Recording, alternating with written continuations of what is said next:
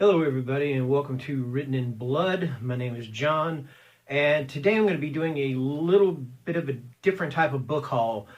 Instead of physical books, I thought I would give a rundown of the last 10 books that I bought on my Kindle Fire. The reason being, of course, is that the bookstores here in Bakersfield, the used bookstores, they're closed. All right, the library closed. Any branch of the library closed. I don't want to go to Walmart. If I can avoid going to Walmart, I avoid going to Walmart, especially with what's going on now. And Target the same way. I like Target a little more than Walmart, but anyway, yeah, I don't want to go anywhere near any of those places. And places like Walgreens and Rite Aid and places like that, they don't sell the kind of books that I read. They sell safe little books, like James Patterson or whatever. Anyway. As you can see, I'm not a big fan of James Patterson, not in the least. Anyway, so let's go ahead and get underway. And of course, through the magic of editing, the titles will pop up as I say them. So we're going to go and get underway with the first one, and that is Demons by Daylight by Ramsey Campbell. Ramsey Campbell, known for his Lovecraftian mastery of the horror fiction genre, presents a collection of short stories and supernatural tales set in the disconcerting world of what seems like our reality. But there, familiarity stops dead, changing into the terror of the unknown, the unreal, exploring uncharted recesses of the mind.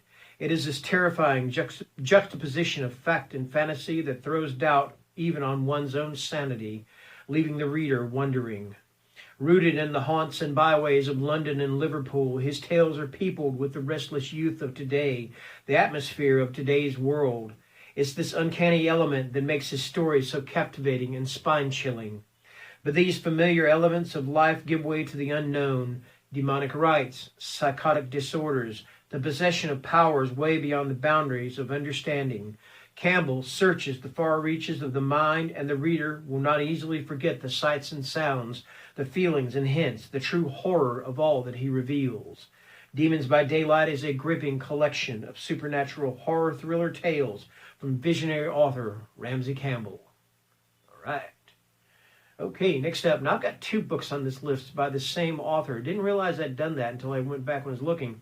So anyway, the first one we have is Full Brutal by Christopher Triana.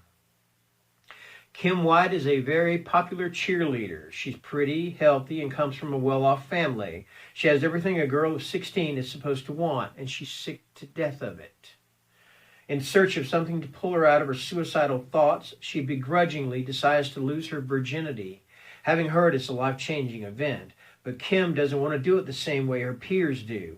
She seduces one of her teachers, hoping to ruin his life just for the fun of it. This starts Kim on a runaway train of sadism, and she makes every effort to destroy the lives of those around her. But soon, simple backstabbing is not enough to keep her excited, and she nosedives into sabotage, violence, and even murder. When Kim finds out she's pregnant with her teacher's child, a new madness overtakes her, and she realizes there's only one thing that will satisfy her baby's hunger. And that is Full Brutal by Christopher Triana. And I've got like little notes here. So anyway, my printer's working now, so I get to print things out. Okay, next up I've got by Matt Betts, I've got White Anvil, Sasquatch Onslaught. It had me at Sasquatch, let's put it this way, okay? Bigfoot, Yeti, Sasquatch, you got me. I'm like Renee Zellweger, hey man, hello, okay. Anyway, hey man, Sasquatch, alrighty. Anyway, as if the cold wasn't enough, fleeing an approaching blizzard, a military train carrying prisoners and a handful of citizens derails in the mountains. The survivors fight to stay alive and regroup as the terrible storm buries them in snow. Only then do they discover the train also carries another cargo, 2 cars loaded with biological experiments, genetically altered Sasquatches conditioned to annihilate anything they find. Can the few remaining soldiers team with a pair of sisters and a police constable to fight the relentless beast, icy temperatures, and escape prisoners long enough for help to arrive? Let's hope so, but man, this sounds like a little bloodbath going on here, All right, and I got a couple of nonfiction horror books or nonfiction horror-related books. They're all by the same author. Her name is Laura Cremonini, and they were cheap. They were really cheap, and they sound interesting. Anyway, the first one is the most important horror films of 1970. And this is what it says about it. All right. This book is the assembly of various texts that are freely available on the web, especially from Wikipedia. The next obvious question is, why buy this book? Good question. The answer is because it means you avoid having to carry out long and tedious internet searches. And of course, because it is always a pleasure to have a book in print.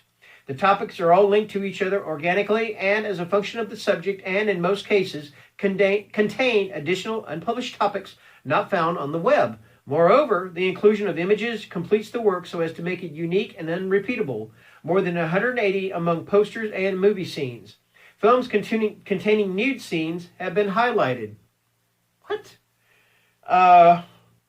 Maybe that's subconsciously why I bought this book. I don't know. Anyway, the ebook version also has an abundance of videos and many useful links that heighten our need for knowledge. And that is The Most Important Horror Films of 1970 by Laura Cremonini. And also by this author, Evil Clown Horror Movies. A little bit of a different description here for that one. Evil Clown Horror Movies, if it hasn't popped up already, alrighty. The evil clown is a subversion of the traditional comic book character in which the playful trope is instead rendered as disturbing through the use of horror elements and dark humor. The modern archetype of the evil clown was popularized by DC Comics character the Joker, starting in 1940, and again by Pennywise in Stephen King's 1986 novel, It. The character can be seen as playing off the sense of unease felt by sufferers of coulrophobia, the fear of clowns. This book is the assembly of various texts, and it's the same thing. Okay, I'm not going to read this part here. It is the exact same thing that I just read from the last book. So there you go. And then finally, from the same author, Dracula in the Cinema. Dracula's filmography is infinite. Good Lord, I can't talk. I'm so sorry. And I'm not going to edit this because I've tried doing this thing 3 or 4 times now. Anyway, Dracula's filmography is infinite. Here we only analyze the films that the author of the book liked the most. Therefore, we cannot speak of an exhaustive study of Dracula at the cinema, but rather of a pleasant overview of some films of which we report the poster, the technical cast, the actors, the plot of the film, and the criticism of the same. All seasoned with numerous images, some of which are really hot. What the hell? There's a pattern going on here.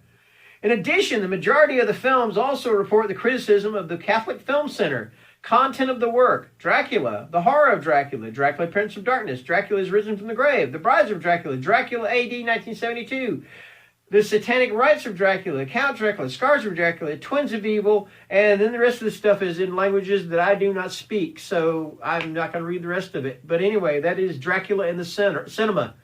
I apologize for not being able to talk. I'm so sorry. But anyway, let's get on to the next book here. So the next one is the other one by Christopher Triana, and it is Gone to See the Riverman. If anybody is a fan of Nick Drake, they would know that there was a song by Nick Drake that has the exact same lyric. And it's kind of haunting, too. I need to listen to that. I have it on CD somewhere. Superfans, groupies, stalkers. These people will give anything for the idols they worship, be they rock stars, actors, or authors, or even serial killers. Laurie is just such a fanatic. Her obsession is with Edmund Cox, a man of sadistic cruelty who butchered more than 20 women. She's gone so far as to forge a relationship with him, visiting him in prison and sending him letters on a regular basis. She will do anything to get close to him, so when he gives her a task, she eagerly accepts it. She has no idea of the horror that awaits her. Edmund tells her she must go to his cabin in the woods of Killen and retrieve a key to deliver to a mysterious figure known only as the Riverman. In her quest, she brings along her handicapped sister, and they journey through the deep, dark valley, beginning their trip upriver. The trip quickly becomes a surreal nightmare, one that digs up Laurie's personal demons, the one she feels bonds her to Edmund. The river runs with flesh, the cabin is a vault of horrors, and ghostly blues music echoes through the mountains. Soon they will learn that the Riverman is not quite fact or folklore, and definitely not human, at least not anymore. And the key is just the beginning of what is required of Lori to prove she's worthy of a madman's love. Sounds interesting, right? And then we have Allison by Jeff Strand. Allison can break your bones with her mind, and she can't control her power. Now 45 years old, she spent her life trying to stay away from other people. But a random encounter with a couple on the street leaves her believing that she may have done something horrible, something unforgivable. Killer for hire Daxton and his girlfriend Maggie know the truth. Instead of easing Allison's anguish, they come up with a cruel plan to take advantage of it. But with Allison's abilities exposed, there may be a grisly body count very soon. From its shocking opening to its sinister conclusion, Allison is Jeff Strand at his over-the-top best. All right. And then we have Lords of the Deep by Tim Meyer and Patrick Lacey. And I bought this one for the cover alone. That cover is just awesome. When did it pop up? Good. Okay. Welcome to historic Lee Bay, home of maritime lore and the region's most popular pirate festival. It was also the landing site of the infamous Lords of the Deep, ruthless pirates who once pillaged the area and said to have hidden a chest full of cursed treasure.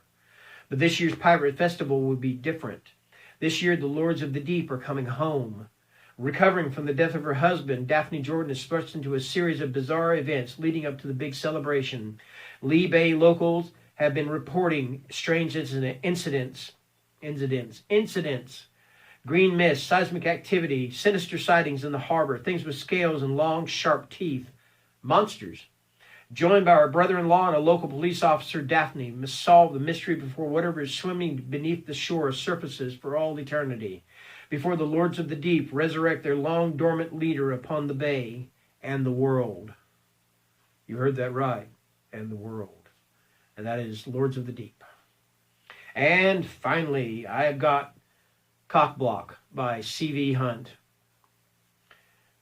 After the daily grind of their jobs, all Sonia and Callie want is to enjoy a quiet night out together at a new restaurant. But making it to the reservation is proving to be a challenge. A few men on the street near their destination verbally assault them, and the situation quickly escalates into a nightmare. Once within the safety of the restaurant, the two women discover it's not just the men outside who have lost their minds. Men everywhere have gone insane, and they believe they found the origin of the mayhem. A radio in the kitchen is playing a hate-filled message against women, and it's being delivered by the president. Okay, there is only one way to stop the men from attacking women, and logic tells them they need to terminate the chaos at its source. That is Cockblock by C.V. Hunt. And just because there's a 12-year-old boy trapped here inside me, I'm going to say the title one more time. Cockblock. All righty. And anyway, that is going to do it for the last 10 books that I bought on my Kindle Fire. I apologize for my inability to speak tonight. Anyway, have a great weekend. Stay safe. Stay dry. Stay healthy. Stay home. The reason I say stay dry, it's raining like crazy. It's been raining like crazy here. Anyway, thank you and good night.